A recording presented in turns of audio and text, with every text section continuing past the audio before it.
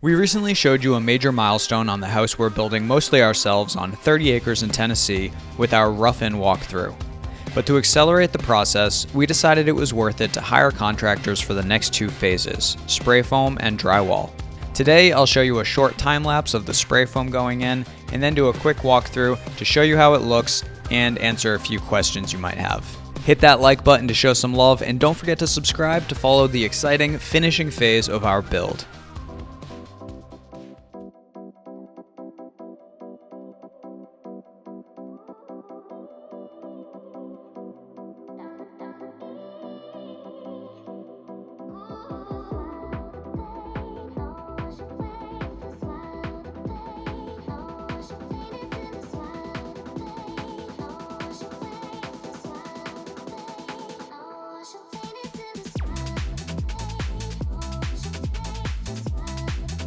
The total cost for materials and labor for the open cell spray foam on the walls, closed cell spray foam on the upstairs ceiling, I'll explain the difference a bit later in the video, the batt fiberglass insulation around the bedrooms and bathrooms, and caulking and air sealing came out to $8,123 for our roughly 1,500 square foot house.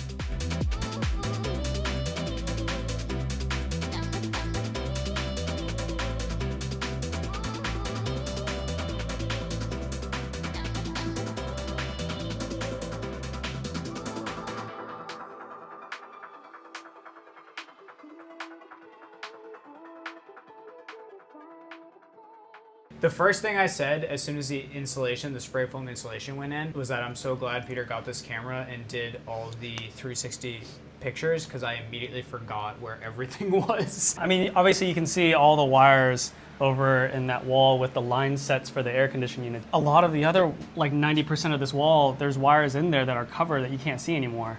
And we would have never known like where those are if we didn't document it beforehand. You can see the batts in the center. We still got to put one in there to insulate this pipe. Yeah, at least muffle the sound of this when people are showering or using the toilet upstairs, and when they flush, you don't want to hear that gurgling through the wall. So the tip is to just insulate the crap out of this. All the bathrooms as well. So they put the batts in the bathrooms, and when we go upstairs, we'll show you more of that. It's just a soundproofing benefit. That's the only reason to have insulated the interior walls. So we told them we just wanted the restroom walls, all the bathroom walls soundproofed, and then around all the bedroom walls soundproof. And then they had put in some insulation around the pantry.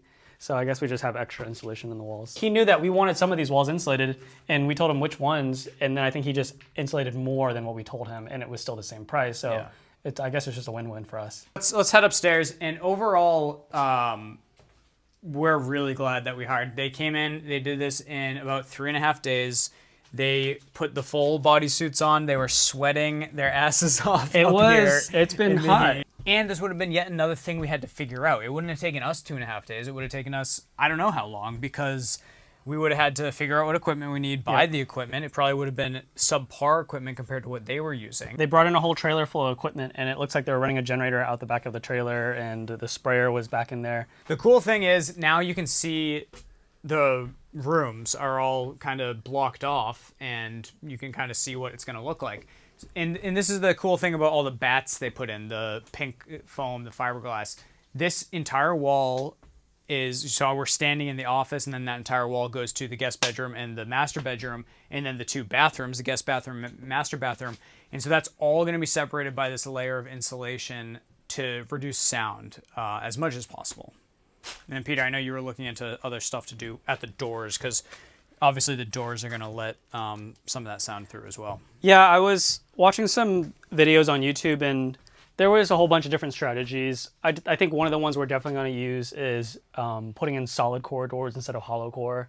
And then any of the airspace around the gap of the door, so you can put in some kind of low profile weather stripping, or there's also the thing at the bottom of the door, like that door sweep. Yep. And that'll help block down there. We took a bunch of the extra scraps and threw them underneath the tub there, and that was Peter's idea, a very good idea to keep the tub insulated so that there's not that empty space and it holds on to the heat if you want to take a hot bath, right? Yeah. What kind of spray foam is in the walls, and like how thick did we go with? 3.5 inches of open cell spray foam, which is softer than closed cell.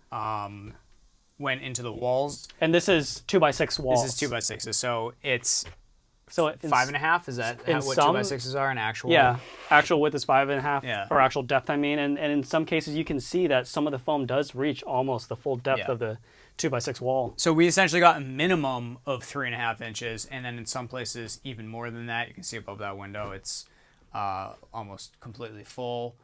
And there's a couple spaces that might be slightly less than 3.5. I don't know if that's a big deal. I think about how people usually do this with the fiberglass, and I'm like, there's so many air gaps there. So with the fact that every inch of this wall is covered, so anywhere where that cold or heat on the outside would be coming in is at least going to hit some foam right up against the wall. Yeah. Well, like the first day, the spray foam guy came in and he caulked in between all of the studs and around the sill plates and stuff like that. And then he did the low profile spray around the windows and doors. And that's so that it doesn't expand too much and end up cracking your windows or busting out the trim. Moving the jam extensions out of place. And then when they were actually spraying in the bay cavities, I noticed that they were spraying directly into these corners and all the crevices first, and then they just did the general field spraying. So making sure they get every those corners where you would typically have like drafts leaking in. Yeah, we found them through the local building company here in town, and they're like, "Oh, you guys are doing passive solar. You should reach out to this guy." Yeah. And so we hit him up, and he came out just to talk to us about the whole passive solar aspect. And that was when we were looking for windows, and the local place was like, "Yeah, we don't have the windows you want. Talk to this guy. He's all into the passive solar type of stuff." And I called him up, and he just happened to be a couple miles away coming back from a job, and he's like, "Can I just stop by?" And this wasn't like a sales pitch or anything on his part. It was just he was interested in seeing the house. I didn't end up even hiring him for another 8 months after that or something.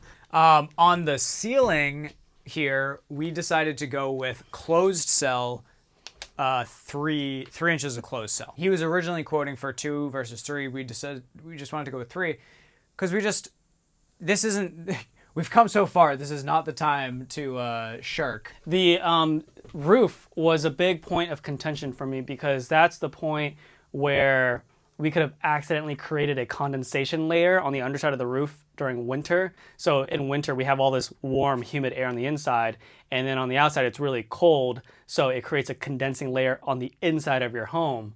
And the way you get around that and you stop that from happening is you use closed cell spray foam because it's not air permeable. And so it moves the condensation layer further away from that roof line. So now I'm no longer concerned about any condensation happening within our roof system. I think 2 inches would have been the absolute minimum that was recommended to mitigate that risk, and 3 inches is just making sure we just got it done. Now, if we were just going to do sheetrock on this roof, we could just close it up like this. Oh, sorry, ceiling. I said roof. On the ceiling here, we're going to do a tongue and groove. That doesn't count unless you get a specific type of product, which is more expensive and harder to find. It doesn't count as fire blocking, so we need to add a fire shell paint, and that actually adds a little bit of extra. I don't know what the R value is, but it adds a little extra insulation, adds a little bit of vapor barrier. Not that we need it, but I don't know. Overkill is always cool, and it adds that 15-minute fire block. The walls are getting drywalled, and that counts as fire blocking by code. But the ceiling is not, like Joe said. Let's head back downstairs and just talk about one more thing because I'm getting a little hot up here. But we noticed a temperature difference immediately when this was done. Downstairs, it's been in the 90s, and downstairs has been a solid 10 degrees cooler compared to the hottest part of the day, like 1 p.m. Well, that's with the windows open too. Is with the upstairs windows open, or yeah. It's just noticeably cooler down here, and so.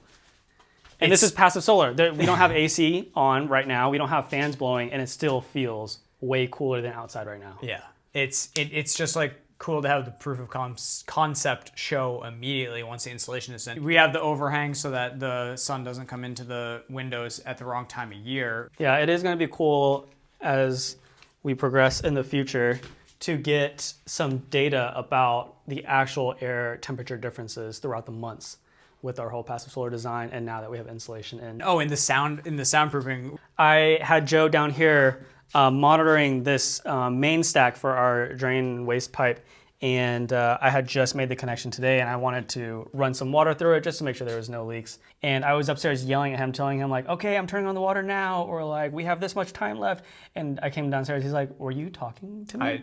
I couldn't even hear him. I heard like something faintly, a whisper. And like I knew to yell because we have all this insulation. I was like, I need to yell a little bit louder than I normally do.